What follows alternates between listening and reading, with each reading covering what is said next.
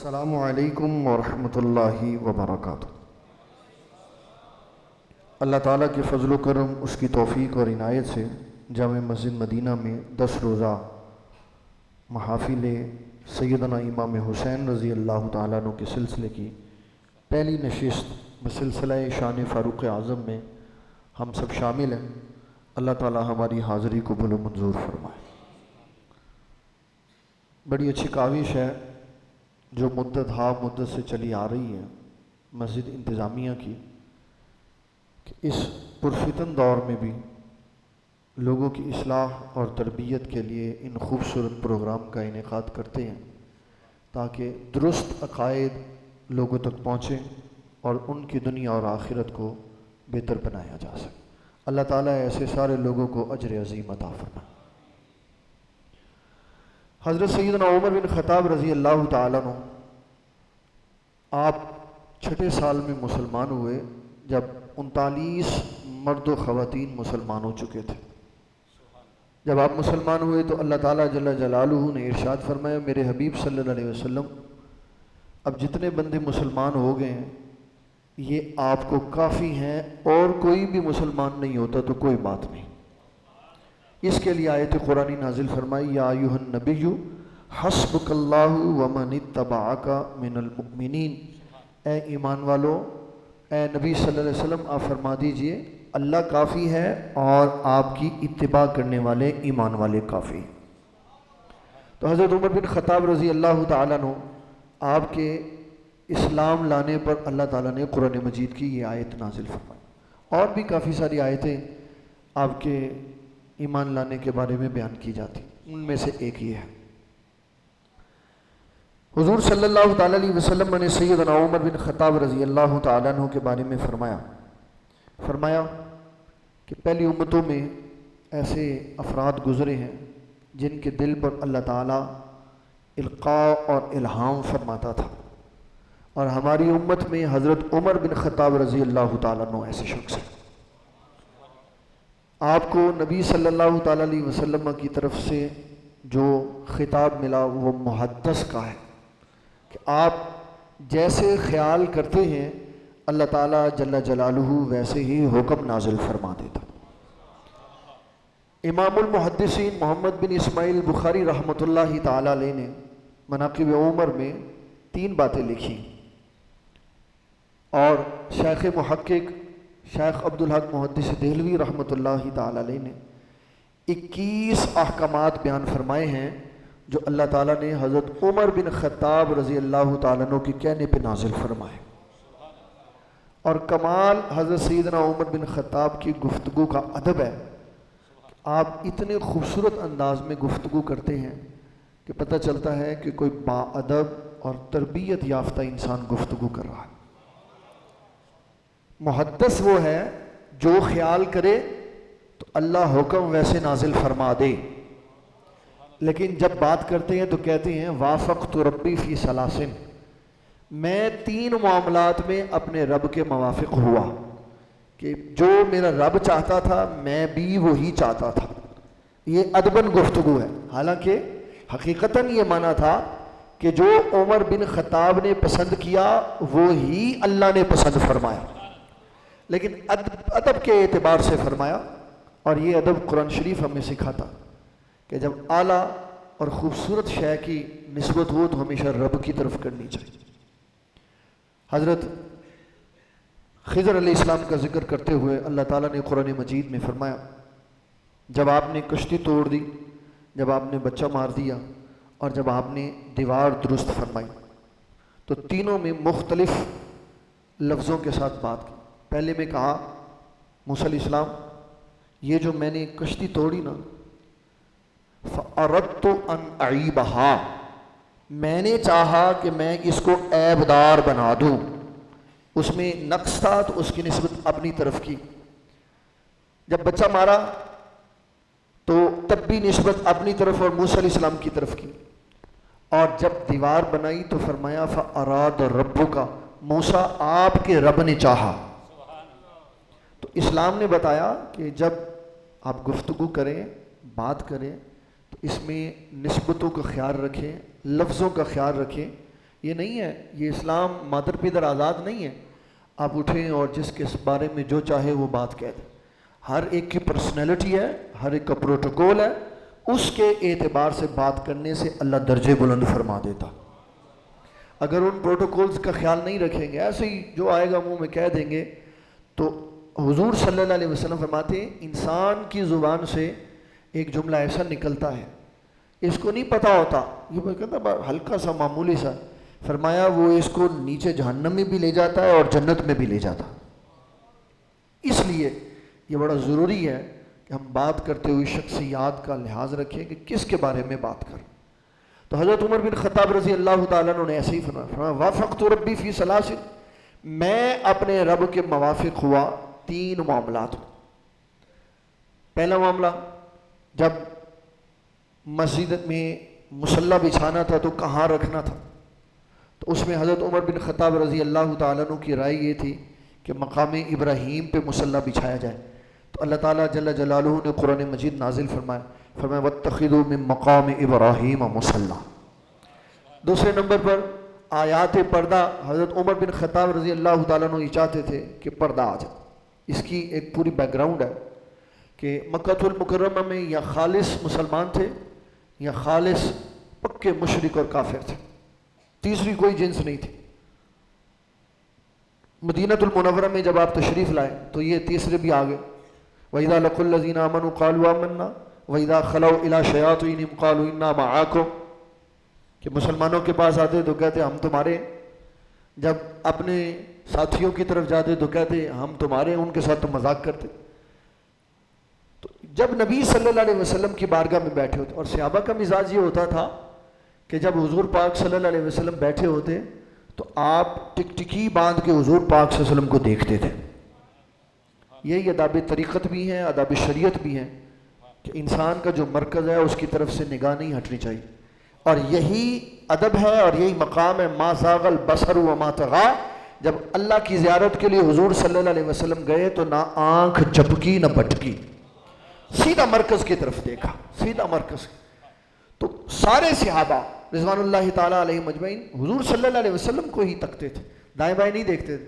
اور ان کے اس عمل کے اوپر حدیث شریف میں آتا ہے ایسے جامد ہو کر توجہ اور انہماک کے ساتھ نبی صلی اللہ علیہ وسلم کی زیارت کرتے اور بات سنتے، جسم ساکت ہوتے، آنکھیں کھلی ہوتی، کان کھلے ہوتے، اور ایمان کی لذت کانوں سے سینے میں اتر رہی ہوتی.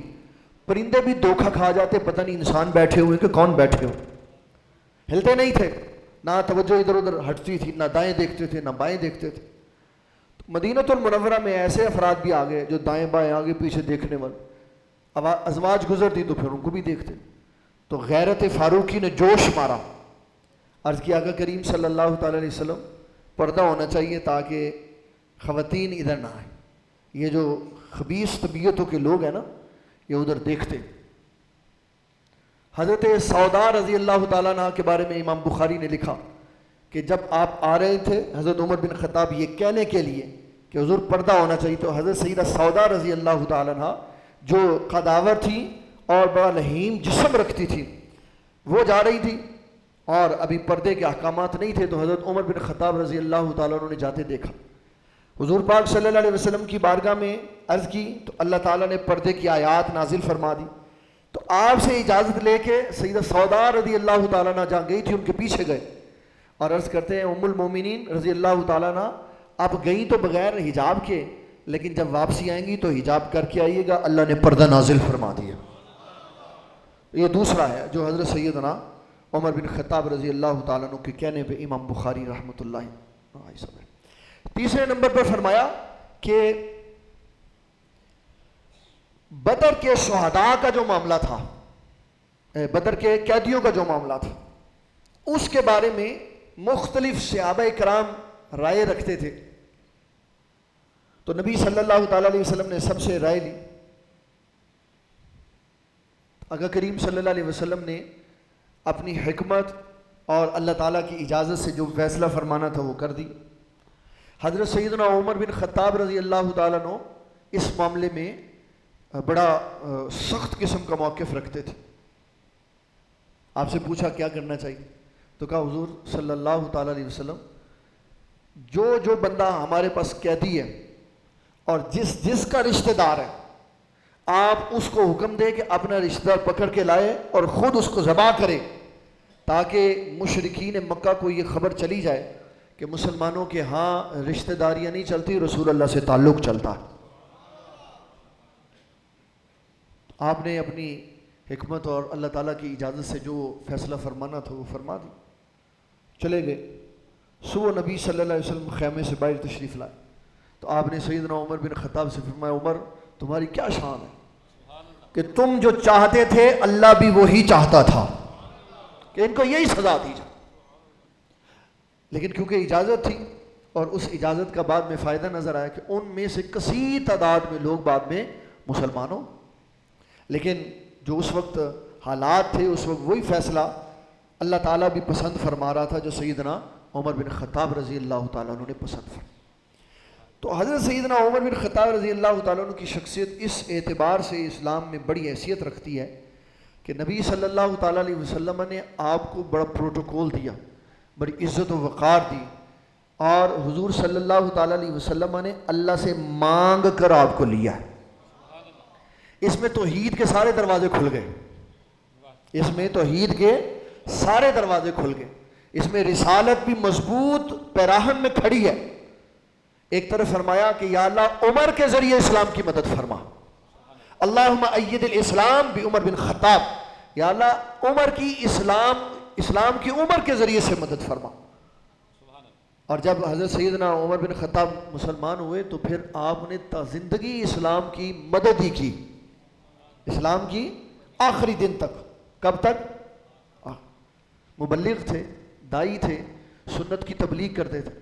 جب خنجر لگ گیا یہاں پہ، بستر پہ لیٹے ہوئے، ایک بندہ خیریت پوچھنے کے لیے آیا، آپ نے فرمایا بس یہی کیفیت ہے۔ تو جب واپس گیا نا تو فرمایا اس کو واپس بلاؤ ادھر بلاؤ۔ فرمایا اپنا پائنچہ اوپر کر۔ یہ اس حالت میں کہہ رہے ہیں جب ملک الموت سر پہ کھڑا، فرمایا پائنچہ اوپر کر۔ کہ حضور پاک صلی اللہ علیہ وسلم کا فرمان یاد نہیں کہ جو کپڑا ٹخنے سے نیچے ہوگا وہ کھینچ کے جہنم کی آگ میں لے جائے گا۔ اس موقع کے اوپر صرف یہ اللہ والے ہی ہوتے ہیں جن کو یہ ہوش ہوتی ہے کہ سنت پہ عمل ہو رہا ہے کہ نہیں ہو رہا۔ میں نے اپنی زندگی میں جتنے بزرگان دین دیکھے ہیں وہ ایسے ہی دیکھے ہیں، ادھر آئی سی یو میں اور سی سی یو میں پڑے ہوتے ہیں، ادھر ظاہری علاج معالجہ چل رہا ہوتا ہے، اور ادھر بھی دین اسلام کی تبلیغ ہو رہی ہوتی۔ ایک گواہ یہ بیٹھے ہوئے، ایک گواہ یہ بیٹھے ہوئے ہیں، بابا جی نگینہ صاحب کی کیفیات یہ بتا سکتے ہیں، اور اپنے ابا جی حضور رحمۃ اللہ تعالی علیہ کی سنت کے اوپر عمل اور تبلیغ کا جذبہ یہ میں بتا سکتا ہوں کہ آخری موقع پر بھی جب سانس اکھڑ رہی تب بھی سانس کی پرواہ نہیں کی، نبی صلی اللہ علیہ وسلم کی شریعت کا خیال رکھا۔ تو سیدنا عمر بن خطاب رضی اللہ عنہ فرمایا شلوار اوپر کر، ٹخنا ننگا کر۔ اب ہم ایسے ہولیے میں آ گئے ہیں کہ ہماری شلواریں بھی نیچے ہیں اور ٹخنے، تنقید نہیں ہے، تنقید نہیں، یہ اپنے احوال کی خبر ہے۔ ایسے کرنے سے ہمارا اپنا ہی حال برا ہو رہا۔ کوئی سلجھا ہوا بندہ آج ایسی پینٹ پہن لینا جو سنت کے مطابق ٹخنوں سے اوپر ہو تو کہتے ہیں بے وقوف نو پینٹ بھی نہیں پانی آتی، بے وقوف نو کہ وہ مزاج نہیں ہے اوپر رکھنے کا۔ تو قوموں کا مزاج اس طرح کا ہے، لیکن جو اہل اللہ ہوتے ہیں ان کا مزاج یہ نہیں ہوتا، وہ دیکھتے ہیں کہ حضور کیسے راضی ہیں۔ تو سیدنا عمر بن خطاب رضی اللہ تعالیٰ عنہ آپ نے تا زندگی اسلام کی اسی طرح خدمت کی۔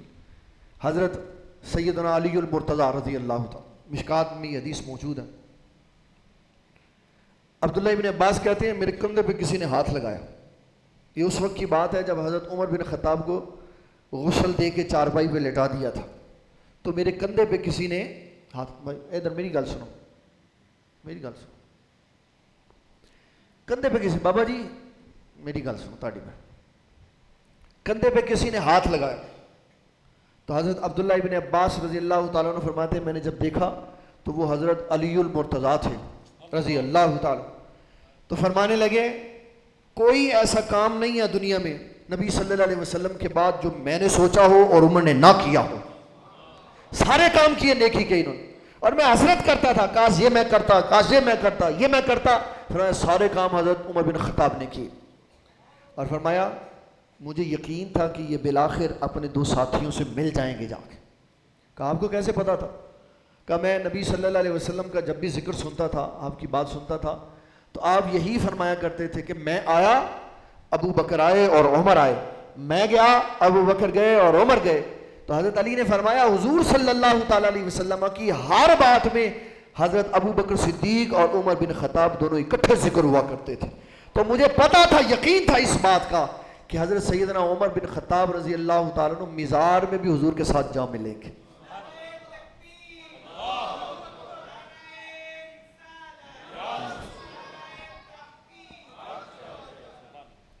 آج کے اس پرفتن دور میں حضرت سیدنا عمر بن خطاب رضی اللہ تعالیٰ عنہ کی عظمت و شان یہ ہماری معاشرتی اعتبار سے بھی پتہ ہونی چاہیے. ہمارے ہاں جو ناراض نہ ہو، یہ میں تنقید نہیں کر رہا بلکہ میں بتا رہا ہوں کہ ہم کس حال میں پھنسے ہوئے ہیں اور اسلام کا مزاج کیا. آپ امیر المومنین بنے، آپ نے لوگوں کے احوال دیکھے کس طرح. ایک بندے کو دیکھا کہ مشک پانی کی اٹھا کے لا رہا. آپ نے فرمایا کیا ہوا، کدھر سے آئے؟ پسینے میں شرم ہو. تو کہنے لگا 6 میل دور سے مشک اٹھا کے پانی کی لایا ہوں، پانی نہیں ہے صاف پینے کی. تو آپ نے 3 نہریں بنوائیں، 3 نہریں بنوائیں.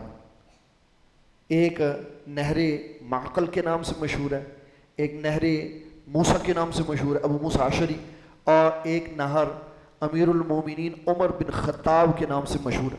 اتنی سی نہر ہے، کتنی؟ 96 کلومیٹر کی. کتنی؟ 96 کلومیٹر یہاں سے. اور یہ کس کو ملاتی ہے؟ یہ دریائے نیل کو بحر قلزم سے ملاتی ہے. کہ جو جہاز ادھر سے آتا ہے نا گھوم کے، وہ اس کے ذریعے سے ادھر مدینہ منورہ سٹے کر کے جائے تاکہ مدینے والوں کے روزگار میں اضافہ ہو. اس نہر کو بنانے میں 6 مہینے لگے. کتنے مہینے لگے؟ 6 مہینے لگے. یہاں تو 2 سال سڑکیں پڑی رہتی ہیں، کوئی پوچھتا ہی نہیں. 6 مہینے میں نہر تیار ہوئی 96 کلومیٹر کی. اور جب تیار ہوئی اس سے اگلے 6 مہینوں میں 20,000 ٹن گندم مدینۃ المنورہ میں آئی، جس سے مدینۃ المنورہ کے قحط اور معاملات سارے صاف. پھر آپ نے جو روڈ میپ دیا، فرمایا جب کوئی گلی بناؤ تو اس کی چوڑائی کم از کم 40 فٹ سے کم نہیں ہونی چاہیے. اگر حضرت عمر بن خطاب ہوتے نا تو یہ باٹی گیٹ والے محلے نہ ہوتے جس میں ایک بندہ گزرتا ہے تو دوسرا گزر ہی نہیں سکتا. اس کی پیمائش بتائی، نہروں کی، مکانات کی. امیر آدمی 2 کنال، 4 کنال، 6 کنال کی کوٹھی بنا کے بیٹھ جاتا. غریب آدمی بیچارہ جھگی نہیں بنا سکتا. حضرت سیدنا عمر بن خطاب نے قانون نافذ کیا تھا، چاہے امیر ہو یا غریب، شادی شدہ ہے تو 3 کمروں سے زیادہ مکان نہیں بنا سکتا. کتنے کمروں سے؟ 3 کمروں سے. اور نقشہ ایک جیسا ہو، 3 کمروں سے زیادہ نہیں. ڈبل سٹوری نہیں ہوگی، ایک سنگل سٹوری ہوگی. کیوں؟ ضرورت اتنے کی ہے. اور اتنا بڑا لان چھوڑا ہوا ہے آگے 2 مربع کا. اور پھر سیدنا عمر بن خطاب رضی اللہ تعالیٰ اس کے ساتھ ساتھ نئے شہر آباد کرنے کی پالیسی بنا کے آئے تھے. یہاں ہمارے لاہور میں روز بروز آبادی بڑھتی جا رہی ہے، نظام کم ہوتا جا رہا ہے، اسی لیے تو مہنگائی ہوتی. اب نئے شہر بنانے کی قائل تھے اور قانون میں لکھا ہوا تھا اتنی تعداد اس شہر میں ہو جائے تو اس کے اندر کوئی مکان مزید نہیں بنے گا. اب نیا شہر آباد کرو. پھر اس کے اندر مکان بناتے تھے، بتاتے تھے 3 کمروں کا ایک مکان اور اتنے مکان اس روڈ کے اوپر بنیں گے، اس سے زیادہ نہیں بنیں گے. اب جتنے مرضی بنا لو، نلکا نہیں لگ رہا، پیسے دیے بغیر نلکا نہیں لگ رہا، پیسے دے دو تو جتنے مرضی نلکا لگا لو، جتنے مرضی کنیکشن لے لو، جیسے مرضی کر لو. ادھر سے سیدھے ہاتھ سے کام نہیں ہوتا تو الٹے ہاتھ سے جیسے مرضی کر لو. اسی لیے ملکوں میں عروج و زوال کی داستانیں رقم ہوتی ہیں. جہاں انصاف ختم ہو جاتا ہے وہ زوال میں چلے جاتے ہیں، چاہے مسلمان ہی کیوں. جب نبی صلی اللہ علیہ وسلم نے سیدنا عثمان غنی رضی اللہ تعالیٰ عنہ سے فرمایا آپ مکہ المکرمہ میں مشرکین مکہ کے ظلم و ستم سے تنگ ہے تو ہجرت کر کے حبشہ چلے جائیں. کہا حضور وہ کون سی زمین ہے؟ تو فرمایا ہی ارض القدس.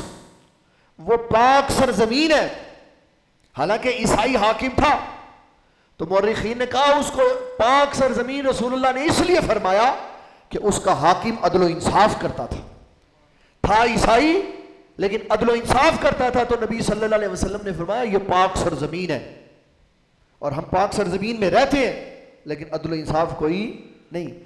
پاک سرزمین نام رکھنے سے پاک سرزمین نہیں ہوتی، عدل و انصاف سے پاک سرزمین بنتی ہے، چاہے وہ مسلمان کرے چاہے وہ کافر بنے۔ اسی لیے تو ہم 128ویں نمبر پہ ہیں انصاف کے اعتبار سے، اور اسی لیے عیسائی جج پہلے نمبر پہ ہے کہ وہ عدل و انصاف کرتا، اس کے ساتھ مشینری میں کوئی دخل اندازی نہیں کرتا، اس کو کوئی روکتا نہیں ہے، اس کو کوئی پریشر نہیں ہے، وہ انڈیپینڈنٹ ہے فیصلہ کرنے میں، اور ہمارے ہاں کوئی انڈیپینڈنٹ ہے ہی نہیں۔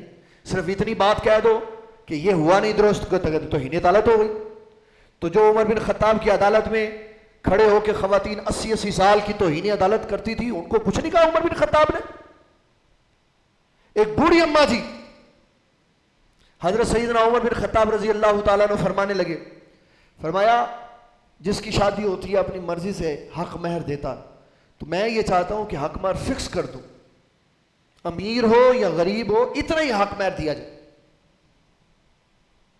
خولہ بنت ثعلبہ کھڑی ہو گئی، کہنے لگی عمر یہ جو عصا دیکھا ہے نا، جتنا یہ سیدھا ہے اس طرح تمہیں سیدھا کر کے رکھ دیں گے اگر تم نے اس معاملے میں دخل اندازی کی جو اللہ نے ہمیں حق دیا ہوا۔ آپ نے فرمایا نہیں، اس مائی کی بات ٹھیک ہے، یہ تو اتنی شان والی ہے، جب حضور پاک کی بارگاہ میں آتی تھی تو اپنی مرضی کا فیصلہ کروا کے جاتی تھی۔ تو حاکم کے سامنے جرأت سے بات کہنے کا موقع کس نے دیا؟ سیدنا عمر بن خطاب رضی اللہ تعالیٰ۔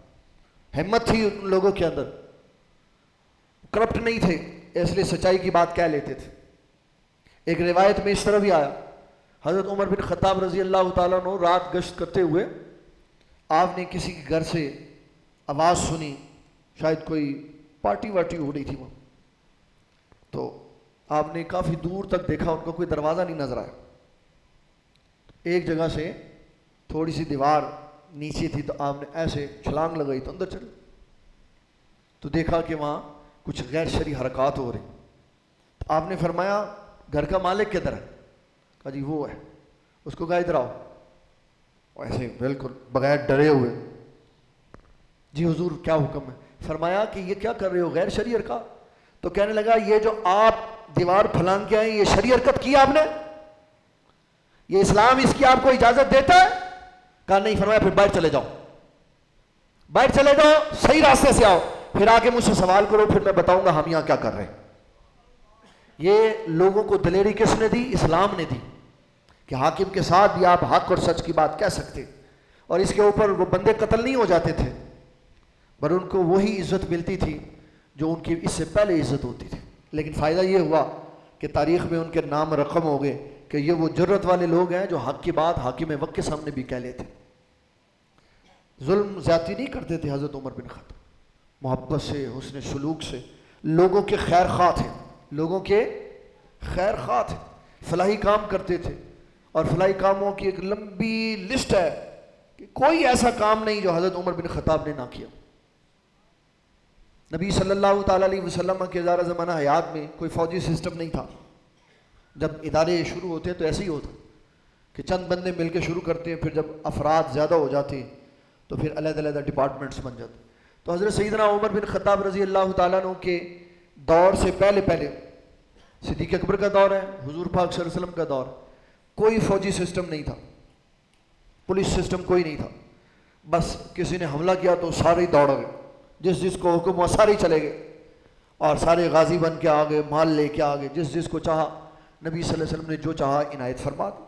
تو آپ نے باقاعدہ ادارے بنائے، فوج کا باہر کے دشمنوں کے لیے اور پولیس کا اندر کے دشمنوں کے لیے۔ اس کی مورخین نے وجہ بیان کی کہ فوجی باہر کیوں رکھے اور پولیس اندر کیوں رکھی، اور پھر چیک کر کے رکھتے تھے کون کس مزاج کا ہے۔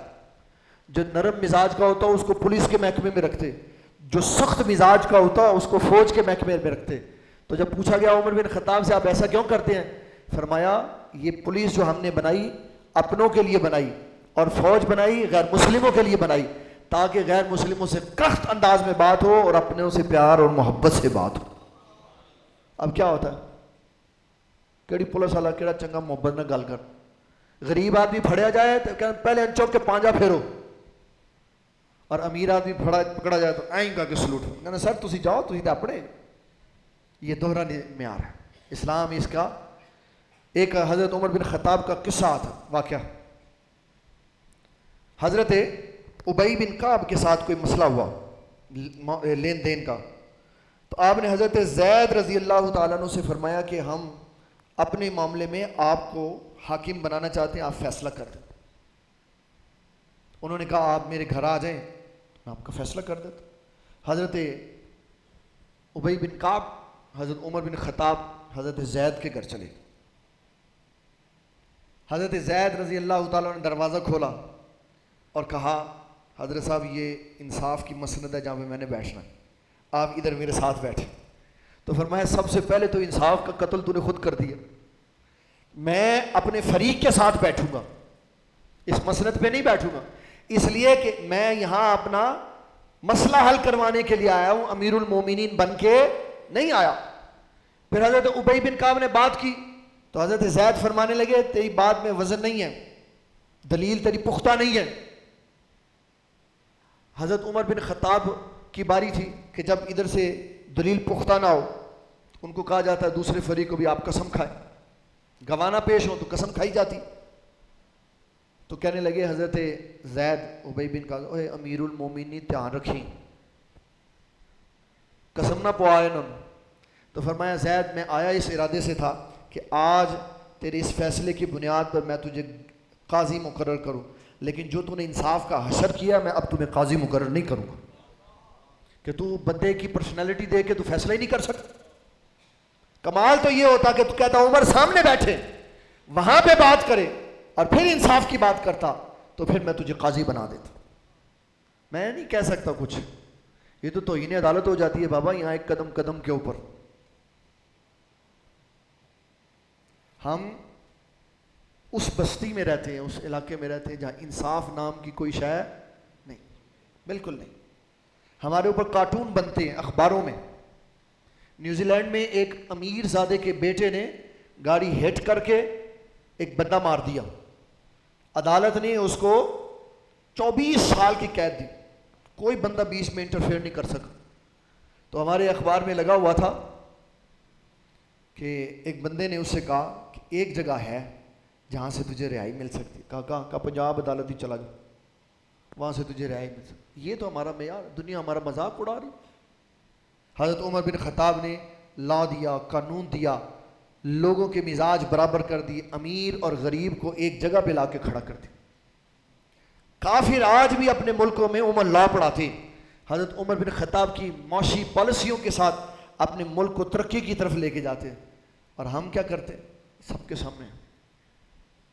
حضرت عمر بن خطاب رضی اللہ تعالیٰ عنہ جب آپ کو خنجر مار کے زخمی کر دیا گیا, اس میں 2 باتیں آپ کی خدمت میں عرض کروں گا انشاءاللہ مختصر وقت.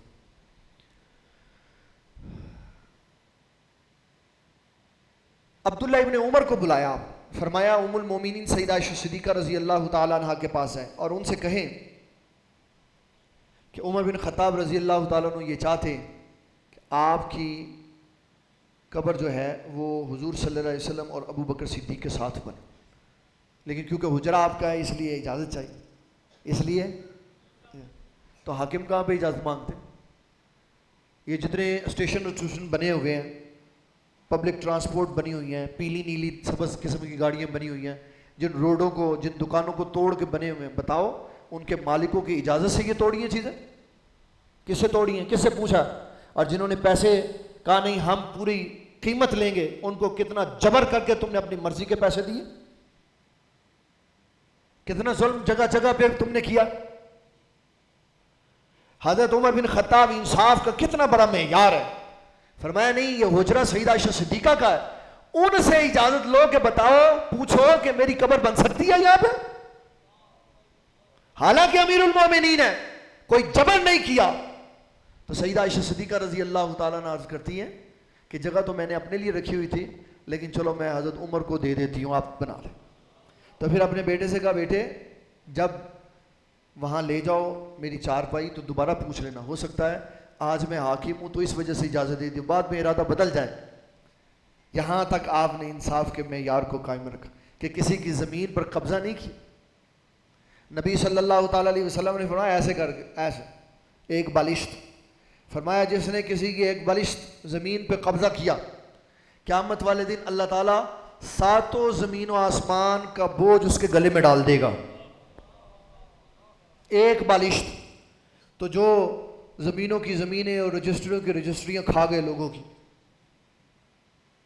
لہذا بڑے غور و فکر والی بات۔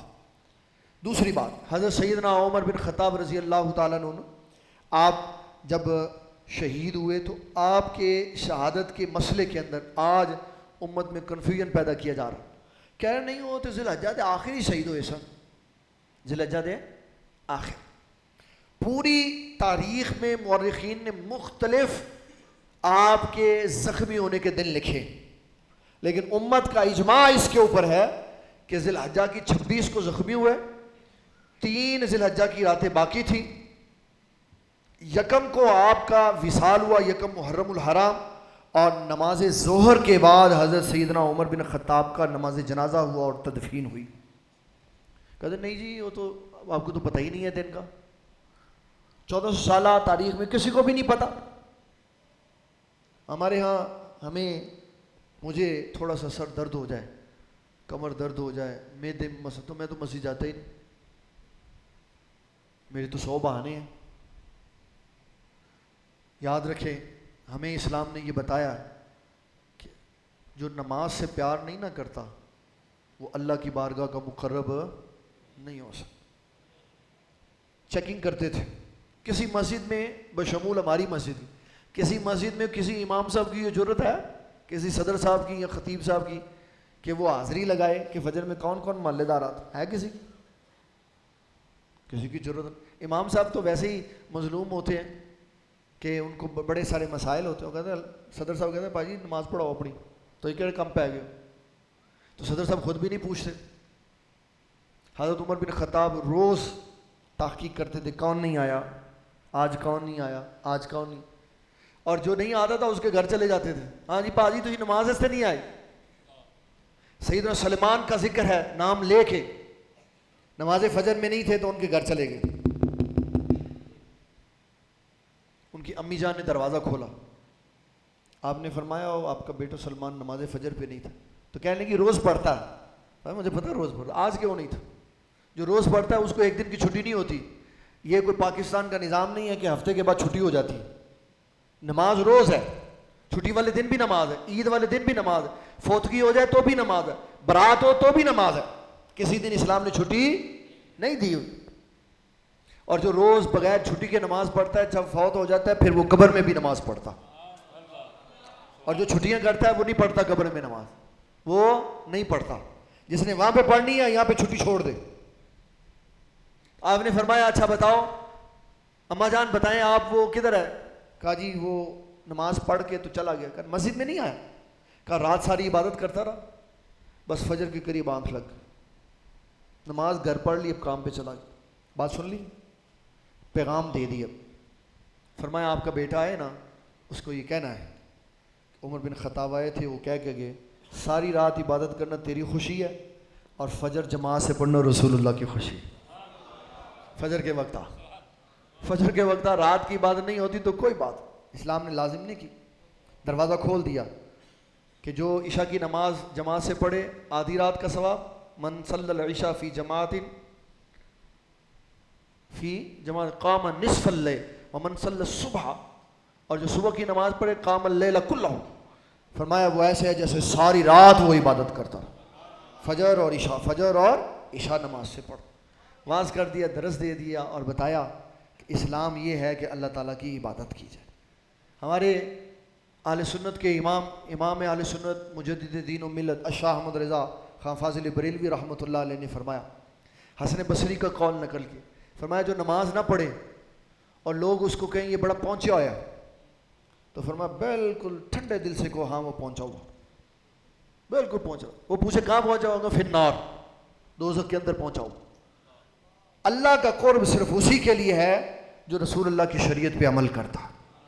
اور یہی عمر بن خطاب رضی اللہ تعالیٰ عنہ کی ساری زندگی کا نچوڑ ہے. سردی ہے، گرمی ہے، چھاؤں ہے، بارش ہے، حالات سخت ہیں، حالات گرم ہیں، قحط پڑا ہوا ہے، جنگیں ہو رہی ہیں، کسی جگہ پہ بھی حضرت عمر بن خطاب نے رسول اللہ کی شریعت کا دامن نہیں چھوڑا، انصاف نہیں چھوڑا، عدل نہیں چھوڑا، رعایا کے ساتھ زیادتیاں نہیں کی، اپنے من پسند کے بندوں کو نہیں نوازا، اصول اور ضابطے کے ساتھ زندگی گزاری. اللہ اکبر. یہ حضرت عمر بن خطاب کی خوبصورت زندگی ہے.